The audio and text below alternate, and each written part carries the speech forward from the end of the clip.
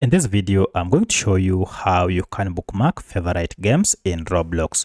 So if you wish to have your favorite games on one list, it's pretty simple. Just go ahead and bookmark your games. If you find this video helpful, I'll kindly request that you support me by liking the video and also by subscribing to this channel. Now, all you need to do is to go ahead and open your Roblox account. And once you're here, head to any of the game that you'll wish to bookmark as favorite. For instance, I want to bookmark this, so I'll go ahead and tap on it, and from here you can see we have details for the game. So this is the game. Now to bookmark it, go ahead and tap on this ellipsis or three dots, and here you should see we have an option to bookmark it as favorite. Go ahead and tap on it, and now this will be added on your favorite list.